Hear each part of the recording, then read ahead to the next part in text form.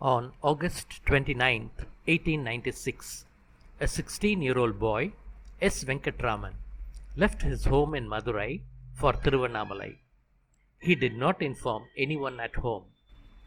1 week later, another boy, also named as S. Venkatraman, went home at Sholavandan near Madurai and told his mother, Amma, a Brahmin boy who was studying in Madurai, ran away from his home. Nobody could have imagined that the first Venkatraman will become the guru for the second Venkatraman.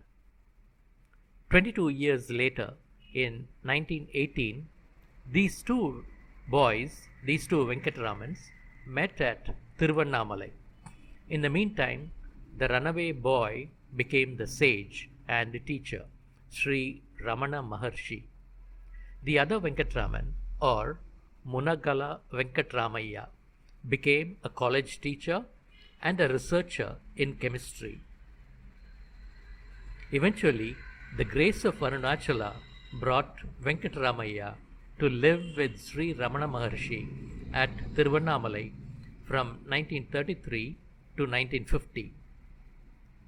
Between 1935 and 1939, he recorded the important conversations between the Maharshi and the visitors and devotees.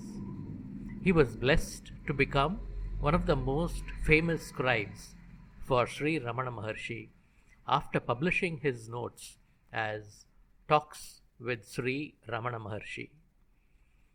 Even today, 60 years after publication, this book is regarded as the most important reference book for devotees of Sri Ramana Maharshi. In this video, we will see a short biography of Sri Venkatramaya as a scribe for the saint. Venkatramaya was born in 1882 in a Telugu Brahmin family in Sholavandan near Madurai. His father was Munagala Subramanian. He got married when he was only 13. He studied in Chennai for 4 years and later moved to Mumbai and joined Professor T.K. Gajjar's Techno-Chemical Laboratory as a student. He could also do some part-time work as a translator in Tamil and private tutoring. A daughter was born in 1900. He returned to Madras in 1908 and stood first in Madras Presidency in the final exams in 1910 and got a gold medal. He worked in Madras Christian College for 4 years as a chemistry lecturer between 1912 and 1917. In 1918, the unexpected death of his daughter brought inconsolable grief. He sought solace from the scriptures and studied the Upanishads, the Bhagavad Gita, and the Brahma Sutras under the guidance of a Bengali sadhu. During 1918, he made the first trip to Tiruvannamalai, and at Skandasramam, he met with Sri Ramana Maharshi. In 1919, he joined the Madras government service. Between 1920 and 1922, Venkatramaya met the Bengali sadhu very frequently to learn Vedanta. The sadhu passed away in 1922 and advised Venkatramaya to read Upanishads every day. This advice was followed by Venkatramaya all through his life. Between 1922 and 1927, Venkatramaya studied Sanskrit and Vedanta, including the Upanishads. By this time, he was well versed in Tamil, English, Telugu, and Sanskrit. He learnt Latin in his college. He also must have known Hindi because of his stay in Mumbai. In 1927, he visited Ramana Maharshi the second time. After that visit, he came every year to Ramanashramam and stayed for a month, every time for the next 5 years. In 1932, tragedy struck again and Venkatramaya was retrenched from his job. He and his wife now had another daughter, Kamakshi, and two sons, Subramanian and Krishnan, to take care of. Venkatramaya took refuge at Bhagwan's feet, and the family moved to Tiruvannamalai in 1933. In his own words, he was in a very critical and distressing period of his life. Sri Ramana Maharshi mostly taught by silence. Most of the time, he was silent in the old hall where devotees could meet the saint night or day. The devotees experienced an elevated sense of peace in his presence. Most devotees visited to experience the peace in his presence. In spite of this background, some visitors and devotees still depended on verbal answers, and the Maharshi did speak to answer them. Each answer was unique to suit the questioner's context. Venkataramaya started to help by recording such conversations. He was also helping the visitors from foreign countries as a translator between them and the Maharshi. About his work, Venkataramaya wrote, "This self-imposed task was undertaken for the purification of my own mind and better understanding of the subtle and profound words of Sri Bhagavan." Sri Ramana Maharshi could speak fluently in Telugu, Tamil and Malayalam. He could understand English very well too, but he preferred to have a translator for English and other Indian languages. Venkataramaya's knowledge of English, Tamil, Telugu, Sanskrit and the Sanskrit terms used in Vedanta made him an ideal scribe at the ashram.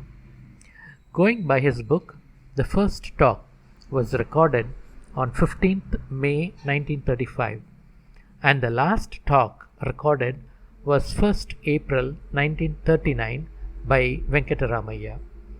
The period is almost 4 years. The ashram was at its glory. Maharshi's health was very good and he was available night and day to meet the visitors and devotees coming from far and wide from all parts of the world. Many instances describe unforgettable moments of the visitor's life. While some visitors came from South India, some visitors travelled all the way from places like Kashmir, Karachi, Lucknow and the Himalayas. There were many who travelled all the way from USA, Poland, Peru and England to see the Maharshi and have their doubts cleared or to seek guidance in their path. Some of the well-known visitors whose visits were recorded by Venkataramaya are Maharaja of Mysore, Sri Krishna Raja Vodayar IV, Maharaja of Travancore, Swami Yogananda, who is the author of Autobiography of a Yogi, Jamna Lal Bajaj and Dr. Rajendra Prasad sent by Mahatma Gandhi. Dr. Rajendra Prasad carried a message from the Maharshi to Mahatma Gandhi. Dr. Rajendra Prasad later became the first president of independent India. Douglas Ainsley or Grant Duff, British philosopher. Paul Brunton, writer and author of Search in Secret India. Jeena Rajadasa from Theosophical Society. Leena Sarabhai, who was the sister of Vikram Sarabhai and a well-known educationist from Gujarat. Mercedes D. Acosta, a poet and a playwright from USA. Venkataramaya has recorded talks and events from high-profile and well-known visitors as well as humble shepherds. There are intensely emotional meetings as well as seemingly mundane events. Here we will see two examples. Because of a litigation against the ashram, Sri Ramana Maharshi was interrogated by a commission at the ashram itself. This important event has been recorded by Venkatramaya, Talk 291 on 5th December 1936 and Talk 281 on 15th November 1936 have captured these meetings. This is one extreme. The other extreme is when the birds, the sparrows living in the old hall, complained to the Maharshi when their nests were removed, and the Maharshi himself intervened on their behalf.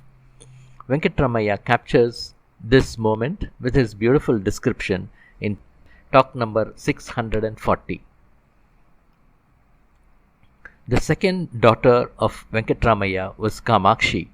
She was fortunate to read the entire Bhagavatam text in the presence of the Maharshi little by little over a period of time. Once the Maharshi gave Kamakshi a small paper and asked her to read. That paper had this line, Om Namo Bhagavate Sri Ramanaya. Kamakshi read it and asked the Maharshi, should I read it every day?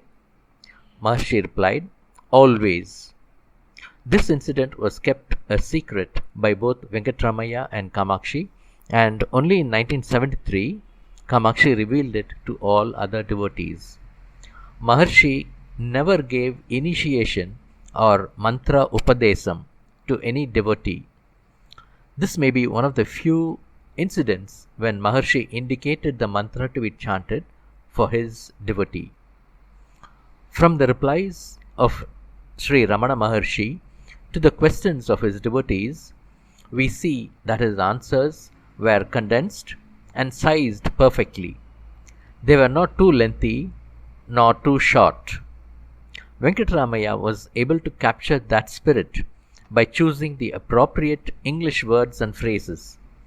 Even 70 years after publication, the texts are still relevant and can be understood by any modern-day English reader.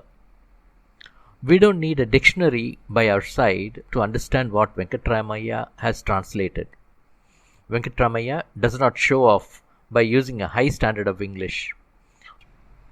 We can sense that he has put the priority on easy understanding by devotees of all backgrounds.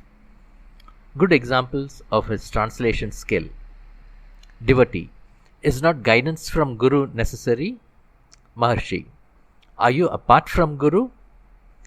Talk 171. Devotee, are the gods Ishvara or Vishnu and their sacred regions Kailasa or Vaikuntha real? Maharshi, as real as you are in this body. Talk 30.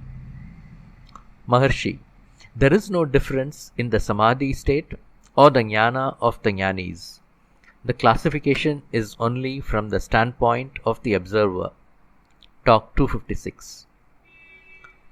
What probably were some of the challenges for Venkatramaya?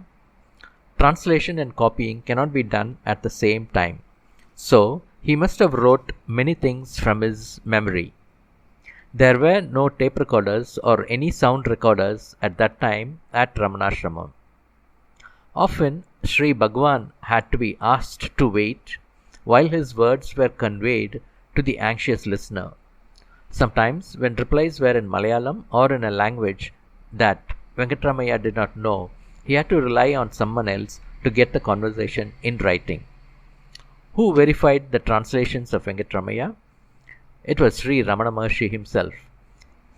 Some of Maharshi's corrections are in the archives of Ramanashramam even today. Another ashram resident and devotee, Balarama Reddy, has written that during that period between 10 a.m. and 11 a.m. every morning in the old hall, Devaraja Mudaliyar, Munagala Venkatramaya and I were going through Venkatramaya's English translation of a Tamil scripture. Bhagwan would open and hold the Tamil book in his hand, and we would read the English translation for each verse. Then We would discuss it until we found it acceptable to Bhagwan. Ramana Maharshi encouraged Venkatramaya to translate Tripura Rahasya, Advaita Bodha Deepika and Kaivalya Navanitam, Arunachala Stuti Panchakam. Venkatramaya was a very humble person and avoided publicity of any kind. He did not write his own name in his book. Instead, he wrote as recorder. Such was his surrender to his guru Ramana Maharshi. In 1955, he took sannyas or formal monkhood and his name became Ramanananda Saraswati. In February 1963, he passed away in Tiruvannamalai. Venkatramaya is the English mouth of Ramana Maharshi, said Major Chadwick. Maurice Friedman used some of his notes and added other sources and compiled the book Maharshi's Gospel. It was published in 1939 and became popular. However, the entire notes of Venkatramaya could be published later with support from people like Major Chadwick. The first edition of Talks with Sri Ramana Maharshi was published in 1955 in 3 volumes. By Bhagwan's grace, it continues to be an important reference book for Ramana devotees even today after 60 years.